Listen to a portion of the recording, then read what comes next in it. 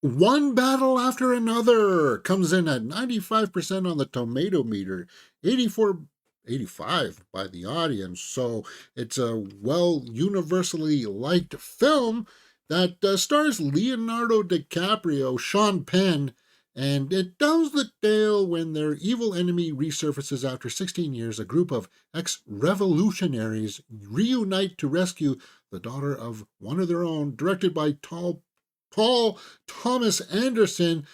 The cast also includes Benicio del Toro, Tiana Taylor, Regina Hall, Wood Harris, Alana Haim, and then why are they not listing her here, guys?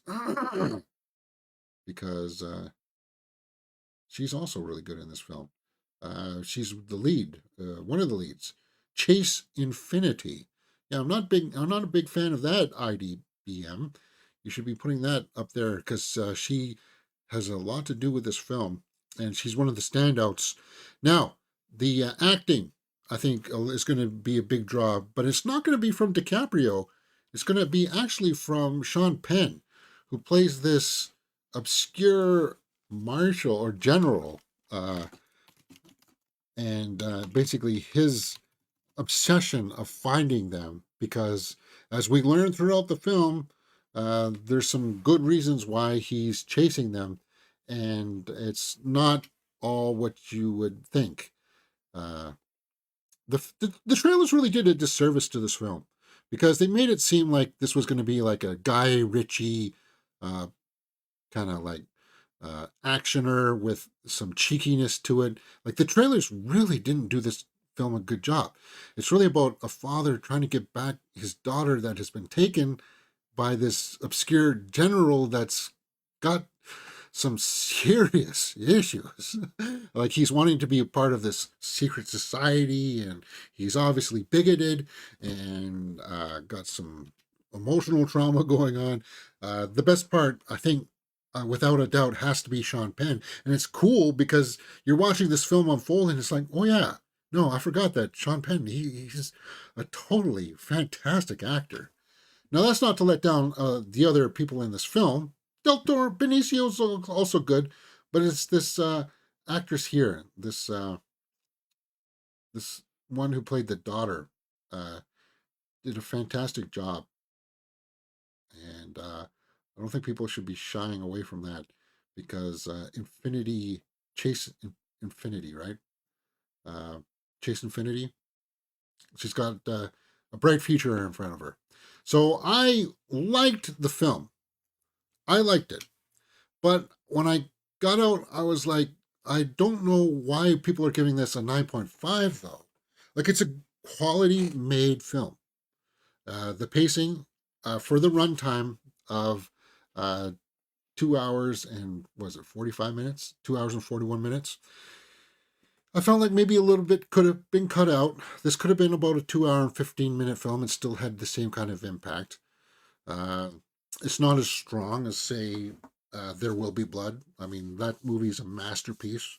Uh, I think that this is a solid effort.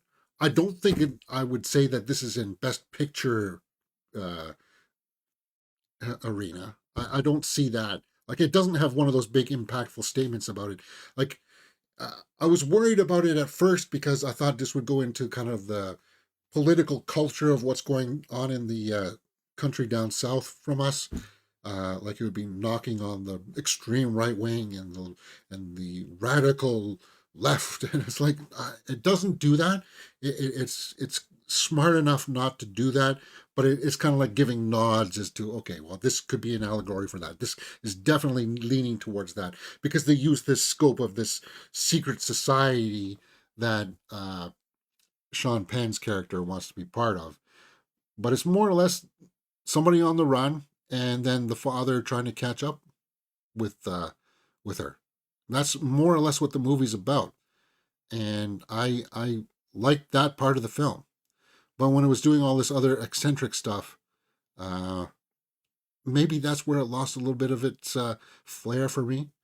Uh, but I overall thought it was a pretty good film, one battle after another. I wasn't let down. Let's go over to my score sheet and start filling in some numbers before we go over and take a look at the critics. just to see if they echo what we've been saying. Acting, directing, and story are out of a possible 2 points. Cinematography and score 1 each. Acting, I'm going to give 1.5 for the ensemble, straight up off the bat. But then for Sean Penn, I think Sean Penn might. He just put in a really interesting performance here. So I'm going to give that a full 2 points. Directing, the technical aspects are done well. It's shot well. But I got some pacing issues here. This is not Paul Thomas Anderson's best film. And I don't even think that it would be in his top 3 films. It's just a competently made film. And for that, I'm going to have to give that 1.5.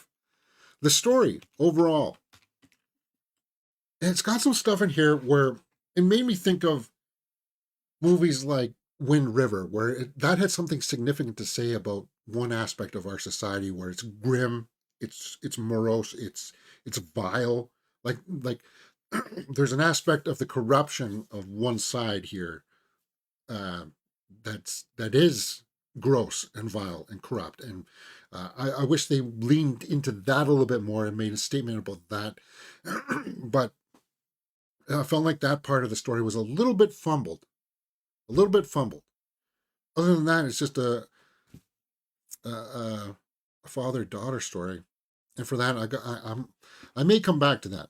Cinematography, you can tell that he was really trying here to put something on the screen that would wow you and say that okay, we're following this road and it's going up and down like the ocean. So it's got some really interesting cinematography in there. The score is serviceable for what this is. So we're sitting at 6 out of 10 right now without doing the watchability factor. Let's go back to the tomato meter here and try to see why people are giving this so high of a rating. The New Yorker. Anderson elicits memorable inflections of dialogue, intent glances, brazen thrashes of energy, and outbursts of fury of his charismatic cast, making one battle after another a feast of inspired and dedicated acting. And that sounds like somebody who is of the old school. Well, it's Paul Thomas Anderson, so we got to credit him as an auteur, right? As somebody who is elite, but you're not really looking at the substance of the story. In fact, the critics that were complaining that Tron Ares didn't have a whole lot of substance to it, uh, oddly are saying that this movie had a whole lot of substance to it. And I told you that it's basically just a father going after his daughter kind of storyline, and there's not that much more to it. But yet here they're saying that, oh, like I see through you guys, you critics here. I see through you. Uh, it's impossible to overstate how much fun this is. The thing is, with the twists and welcome detours along the way, I wouldn't say it's fun because it's people running for their lives. Although I guess they're responsible for the bad guys coming after them because they do all these crazy things. But let's take a look at somebody who is a little bit reserved about this.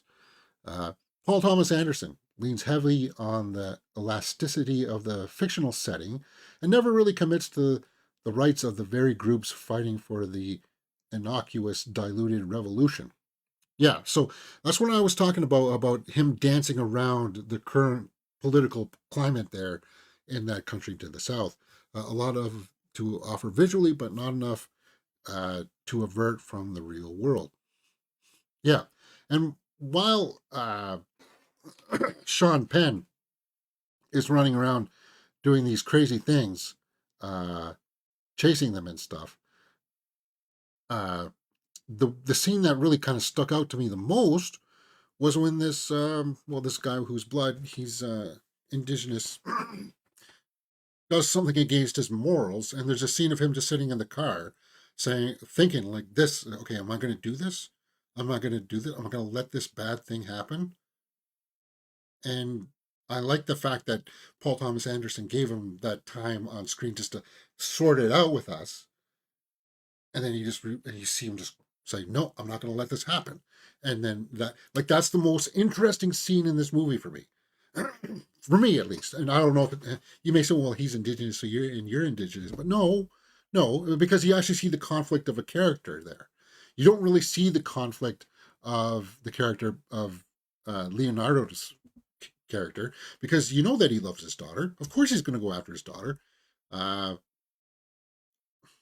course, he is. So there's not that big of an arc there for his character.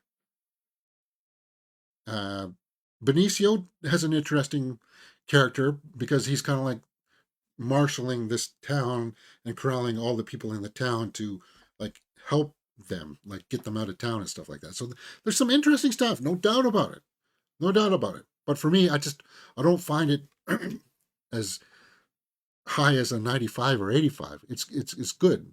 Audience 5 out of 5. Cast did a great job, action and comedy. One of the best movies I've seen in a long time. Caleb B. Well, then I would say you haven't seen movies like The Long Walk, uh, or uh, uh, what else was good right now? Smashing Machine. Smashing Machine was good. Yeah, The Life of Chuck, also really good. Uh, I don't know if you've seen movies like that, but you should. Weapons. Weapons is a superior film to this. Uh, just because it makes you go, wow. This will have those scenes in there, but it just felt like it was pushing too hard to be that. And it's like I like to give it a little bit more of a measured response. I'm not saying that I didn't like this film, guys. I liked this film, but going back to my score sheet and rounding this out with the watchability factor, that's out of 2 points. If you like Paul Thomas Anderson, if you like the cast, and you want to check this out, where else could I give points to? Like I don't know if I would go back and watch this again. If I were to, I think it would be for Chase Infinity,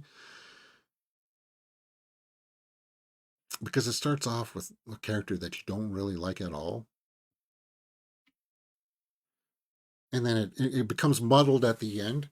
They do something with one of the characters that should end the story there, with a car flipping, and it's like, okay, well then that person's gone, right? No, they're not gone. They show up, and we've got another 10 minutes with that character just to end in the same way that should have ended in the car crash. That kind of thing. That's what happens with the story, and I can't, in good conscience, let that go simply because you like all these other aspects of the film. I got to give this a measured response here, and 7 out of 10, I think, is where I'm going to land for One Battle After Another. 7 out of 10. What do you guys think? Let me know in the comments below, and we will talk about it.